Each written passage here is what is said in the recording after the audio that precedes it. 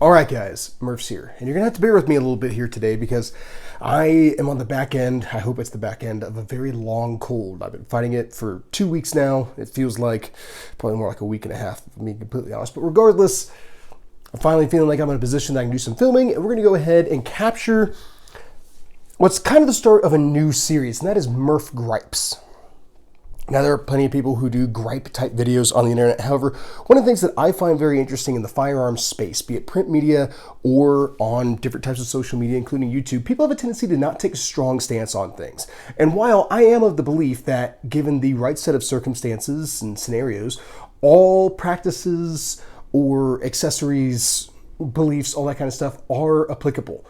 But there are plenty of circumstances where things are not. This is one of the issues that I have with the wider firearms community. We have a tendency to just go ahead and cite nebulous ideas as being like, well, you know, you might want to do this, and not want to necessarily detract from that because we are trying to please all comers.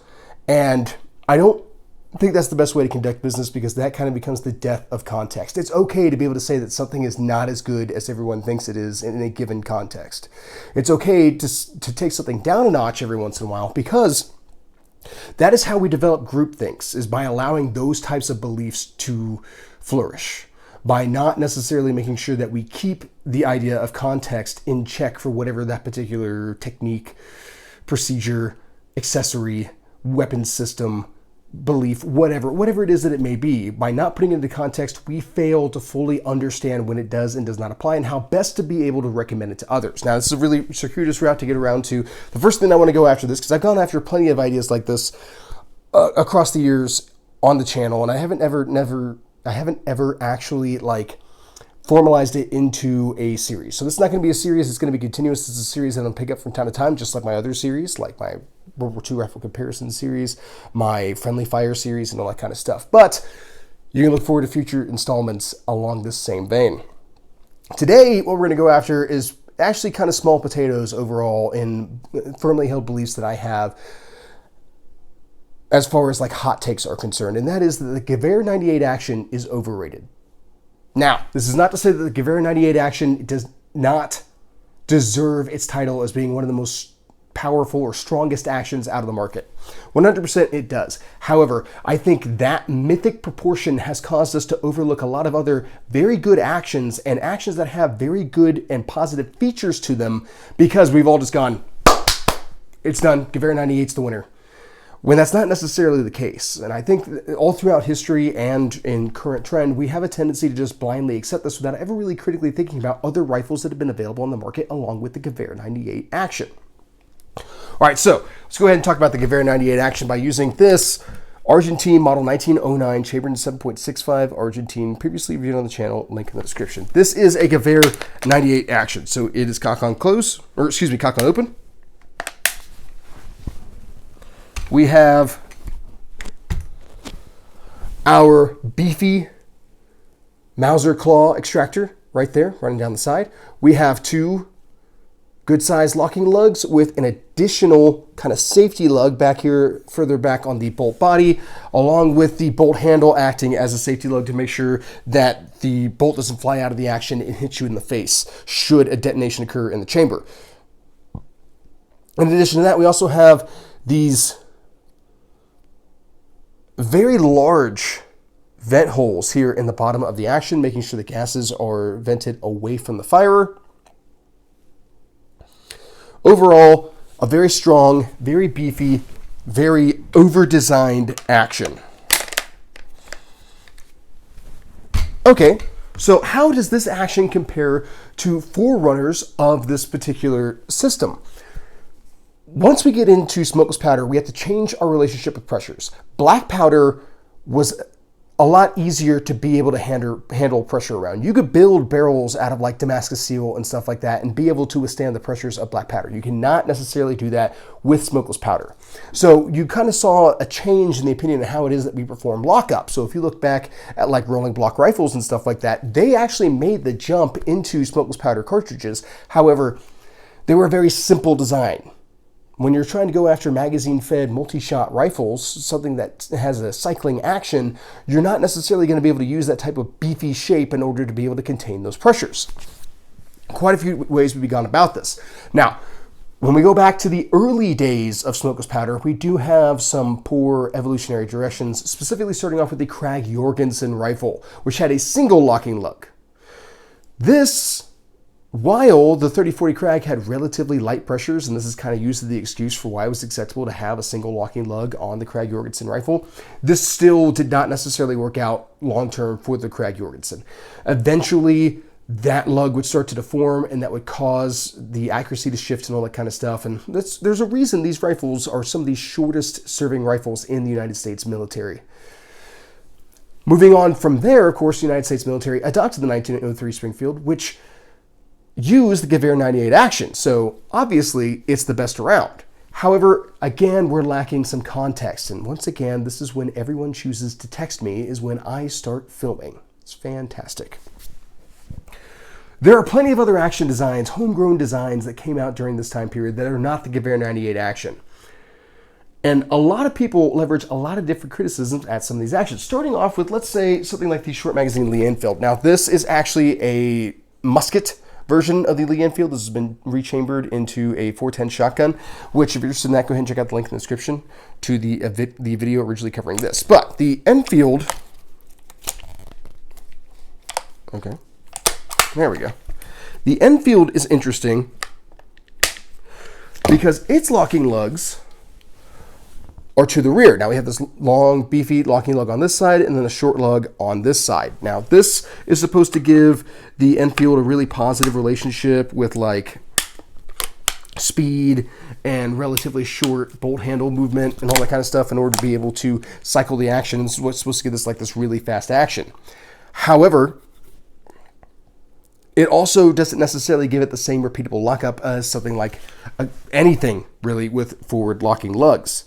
Something that we do get the opportunity though with is whenever we're talking about the bolt itself, it's very easy to be able to swap these bolts out in order to be able to accommodate a rifle that is perhaps starting to get shot out, that's having some issues with the bolt head. You can very quickly change those types of things, something that you can't really do with the gewehr 98 action. If something happens to that bolt, you're out the whole bolt. You're going to have to start all over again.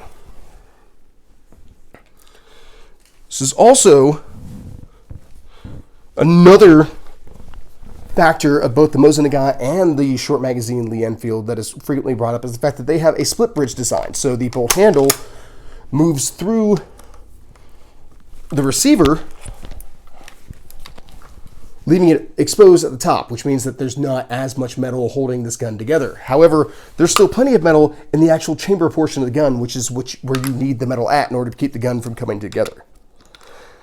In addition to that, the Mosin Nagant bolt is frequently cited as being exceedingly weak. However, we still have good locking lugs there on the front and what is more or less a safety lug in the bolt handle, which is going to be a constant theme throughout. So we can see there we have a nice beefy lug that is going to keep this bolt from coming out and hitting you in the face.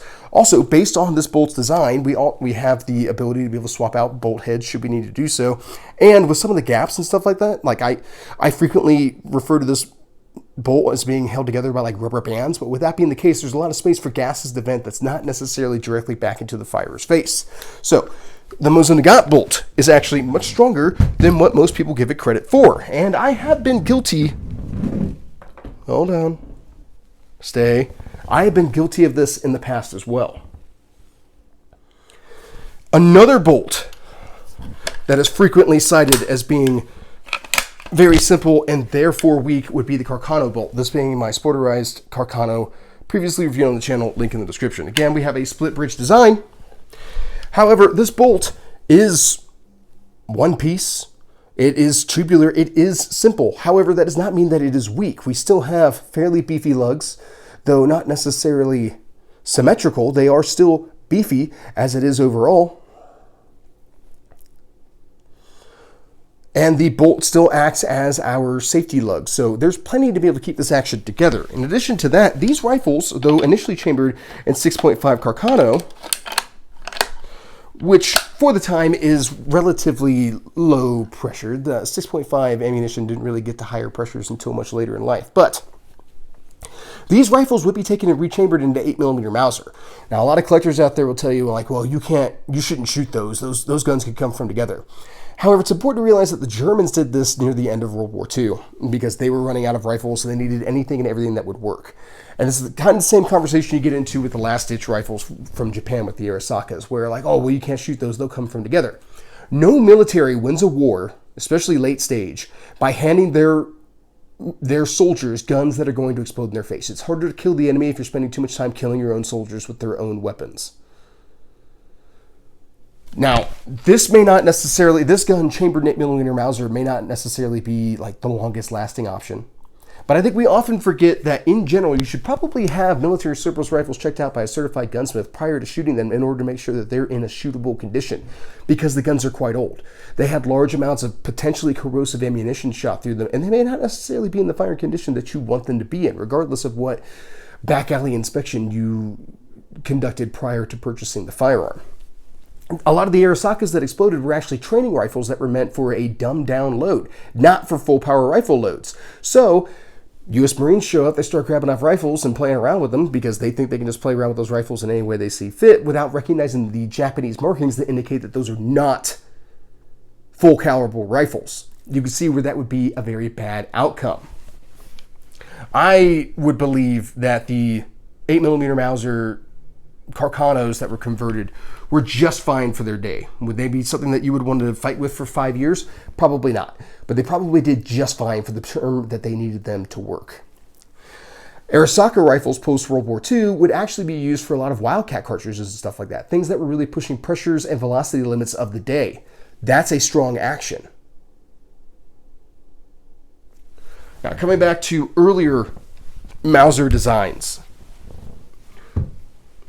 1893, 1885, 1896, or in this case, this M38 Swedish Mauser, chambered 6.5 Swede, previously viewed on the channel, link in the description.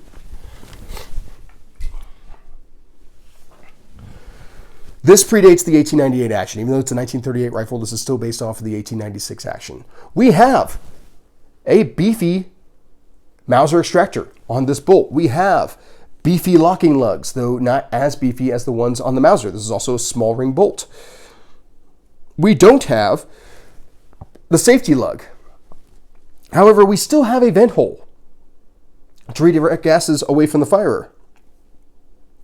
They may not be as large of vent holes, but it's also not as large of a cartridge. And in general, it's still doing the job of making sure that this gun does not blow back into the firer's face. The pre-1898 actions are just fine. Now, something else to keep in mind about the gewehr 98 action. The gewehr 98 action would have its representation in the American commercial market for quite some time. Early Remington and Winchester designs would borrow off of that gewehr 98 action, and the Winchester Model 70 most famously would be one of the longest run U.S. production rifles utilizing a gewehr 98 action. However, that would stop post 1964 when Winchester followed suit with Remington and went to a push feed action. So, as we see on this Remington Model 700 ADL, previously reviewed on the channel, link in the description, we have a simple cylindrical bolt with relatively beefy locking lugs, but no extractor, no extra little things, and the ability to be able to vent gases away from the firer. But no one's necessarily sitting around talking about how terrible the Remington Model 700 action is, even though it's probably less developed than any of the military surplus actions we just talked about. And that goes the same for current Ruger actions, Savage actions, some of which have incorporated also a third locking lug and all that kind of stuff. In fact, if you go far enough, if you get into like, oh, why do I always forget this manufacturer's name? Weatherby, there we go. The Weatherby Mark V has 9 locking lugs. That's a strong action, for sure. Now, these are not necessarily military actions other than they have been used in military sniper rifles, which aren't necessarily the same application as an infantry arm, as a lot of these guns are here today. But it doesn't change the fact that rifles are managing to perform just as well with less features, with less of this beefy stuff. Some of this comes down to metallurgy, some of this comes down to trends for the time period. But the gewehr 98 action is over-designed. And I think that is where we really get to here whenever it is that we talk about the bottom line up front, or what the point of this is, the conclusion. German engineering to me is characterized by something being completely over-designed for its purposes. And that's all well and good. If you're looking for some autistic achievement as far as like, I literally made this the most bulletproof it could possibly be, we could contain an atom bomb in the chamber and it would do just fine. That's cool. I get that. Understand that that was literally just an autistic achievement. That was not necessarily required for the circumstances or use of that particular rifle. All of these other rifles that we've talked about worked just fine in battle. In fact, all of these rifles were proofed at a 30% over max proof load in order to be accepted in the military service. It's kind of like whenever we talk about HK-USPs, we're like, oh, well, they fired 10,000 proof loads through that gun and the barrel didn't come from together. And you're just like, wow, that is amazing. That is some massive over-engineering, and that does not seem necessary at all for a combat handgun, but it's pretty neat that you did it. It's kind of the same level of achievement. All of these actions at different times have had issues. There's been issues with the heat treatment on Mosin Nagant bolts. There have been issues with extremely overcharged ammunition blowing up short magazine Lee Enfields. And then, of course, there's the famous 1903 issue where they were having issues with their heat treat on hundreds of thousands of rifles. But not all of those guns necessarily are exploding left and right day to day. They didn't necessarily do so back in their day either. It was caught after those rifles were sent out that there was an issue with the heat treat. It wasn't necessarily because all of a sudden 100,000 rifles exploded at once and people were like, what is this? What just happened? Somebody caught on to the fact that the methods that they were using to test heat treat were not effective, and that meant that the rifles that left prior to that discovery were probably not the appropriate heat treat. So this is something that I consider to be very overblown. This is something that I consider to not necessarily have enough context involved with it, and that is why we discussed it here today. All right, guys. Hope you guys found this interesting. That's pretty much what I got. Have a good day.